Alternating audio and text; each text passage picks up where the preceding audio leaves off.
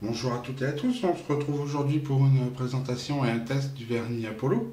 J'ai déjà eu l'occasion de tester les autres smartphones de la marque, sortis en 2016, à savoir l'Apollo Light, le vernis Mars et le vernis Thor.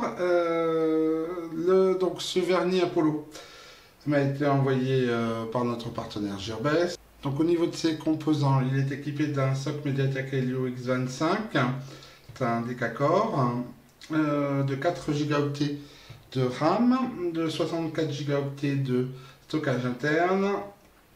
Son écran a une taille de 5,5 pouces avec une résolution 2K, c'est-à-dire 2560 par 1440 pixels, avec une densité assez élevée de 538 points par pouce.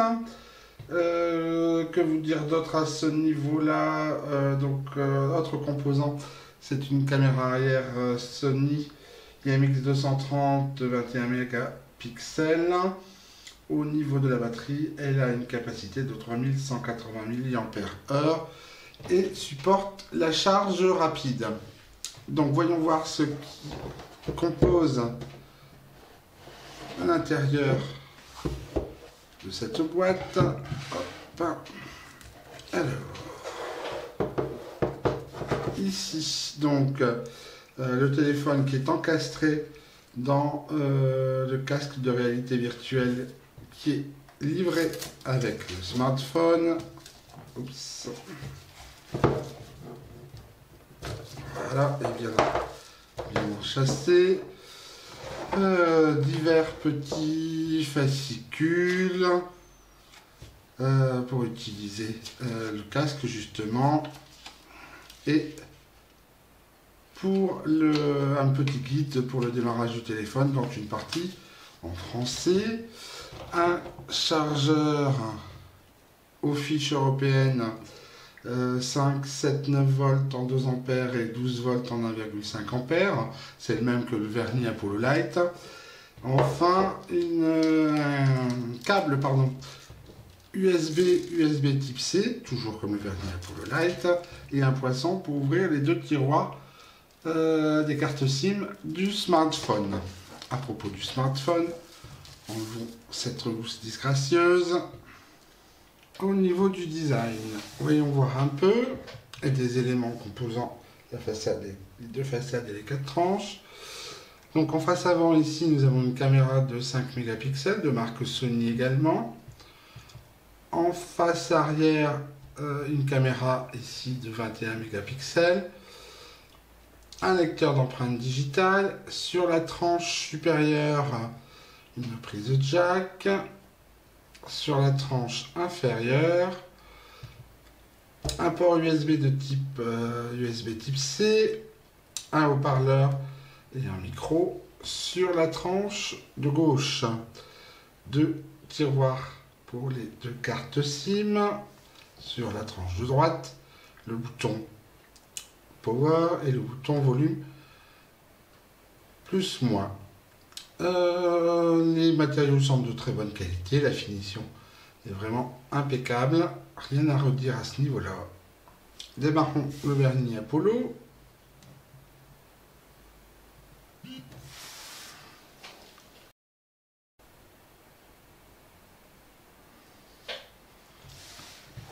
Voilà.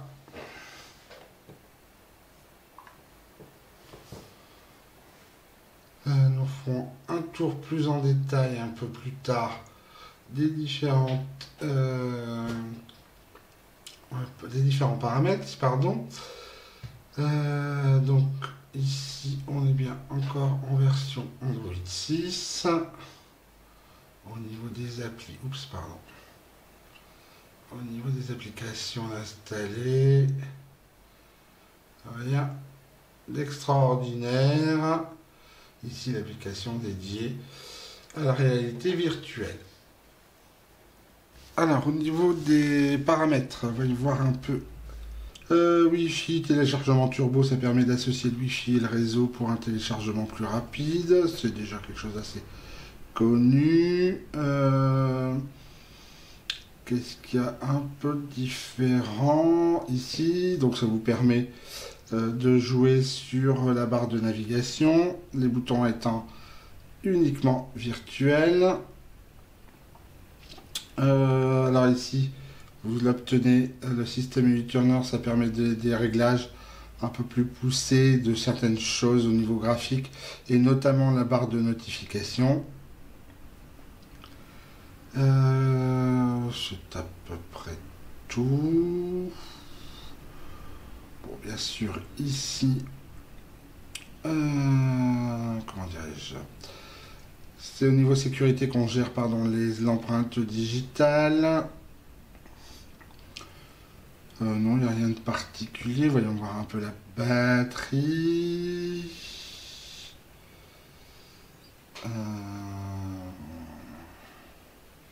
D'accord, bon ça c'est un peu étonnant, téléphone inactif. Donc je vérifierai. Voilà, au niveau des paramètres, on a vraiment affaire à un Android 6 Marshmallow quasi pur. Alors, pour enregistrer une empreinte digitale, on va dans les paramètres, onglet sécurité. Alors, moi j'en ai déjà enregistré une avant la vidéo pour tester. On va en ajouter une nouvelle. Alors, hop, hop, voilà. Donc, ajouter une empreinte digitale. Le lecteur se trouve à l'arrière.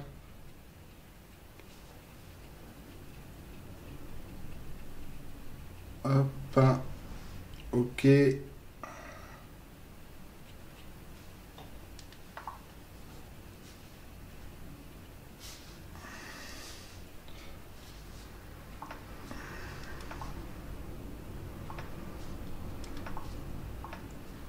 Quasi instantané au niveau du déverrouillage. Alors à ce niveau-là, c'est vraiment quelque chose de plutôt positif, le lecteur d'empreinte digitale de ce vernis Apollo. Pour ce qui est des performances de ce vernis Apollo, j'ai effectué quelques benchmarks, notamment en Antutu, où il obtient un score de 90 400 points, ce qui est un peu moins que ce qu'ont pu constater certains autres reviewers. Néanmoins, ça reste largement suffisant pour une utilisation quotidienne. Pardon, hop, voilà. Donc, au niveau de PC Mark, il obtient 3760 points, bon, ce qui est plutôt pas mal, et légèrement supérieur, si mes souvenirs sont bons, à ce que j'ai pu constater, par exemple pour le Mi Z, qui a un SoC Mediatek Helio X27, alors que le vernis Apollo a un SoC Helio X25.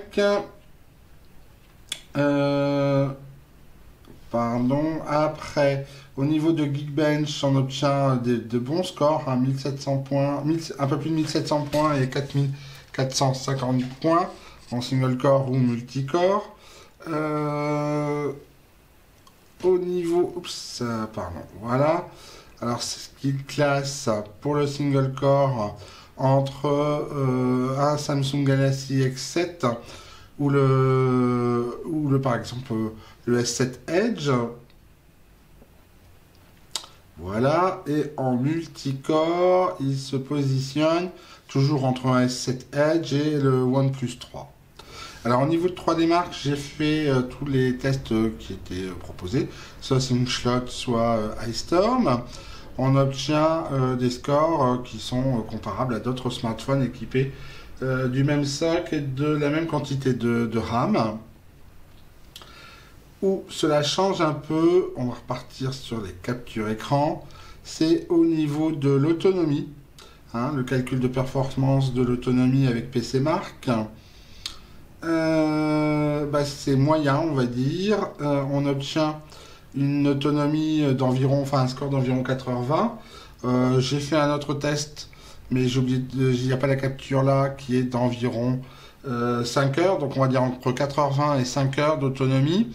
Alors, malgré la batterie, la capacité de la batterie, ce score est surtout dû au fait que l'écran a une très grande résolution, qui peut être très intéressant pour le visionnage de vidéos, encore que, mais surtout en termes de réalité virtuelle, ce smartphone, le Verny Apollo, est livré avec un casque de réalité virtuelle maison. Au niveau de l'écran, on va utiliser l'application que j'utilise quasiment à chaque fois, qui est Display Tester, pardon. Alors, hop, là, apparemment, hop, pas de problème de pixels morts. Oups, pardon. Voilà. Alors ici, hop.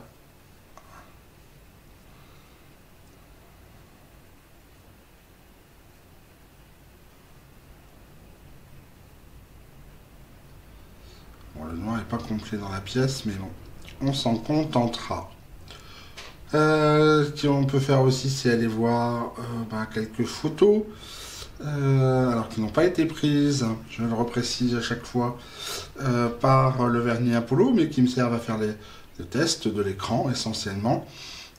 Pour ce qui est de la partie photo, vous aurez les exemples sur le site. Voilà, hop. Pas de souci, l'écran est vraiment de grande qualité, réactif, précis.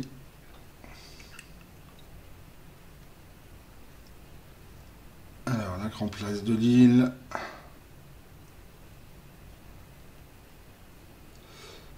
Non, les couleurs sont vraiment bien, même si certains pensent qu'ils sont un peu froides, ce qui n'est pas tout à fait faux non plus. La Stère de la Grande Chartreuse.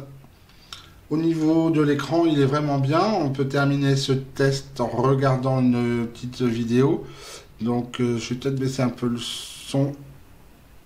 Voilà. La luminosité, de toute façon, est à 100%. On va tester avec cette application-là. J'ai oublié d'en installer une autre.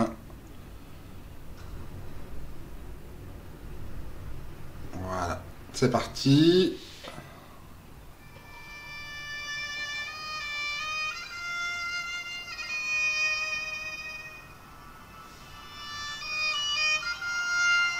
On va avancer un peu.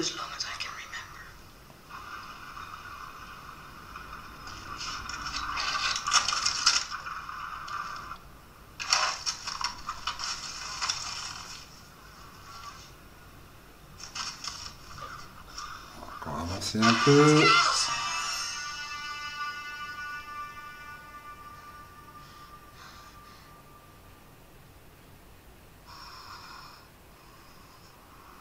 La qualité de cet écran est vraiment très intéressant. Lecture de vidéo, comme vous pouvez le voir, ne pose aucun souci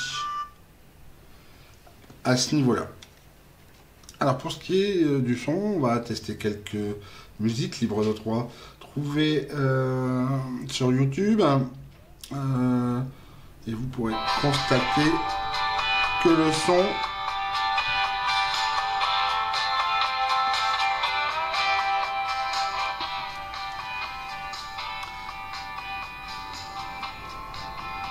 donc, je disais, vous pourrez constater que le son est un peu métallique, même si vous avez le biais du micro qui n'est pas forcément de la meilleure qualité.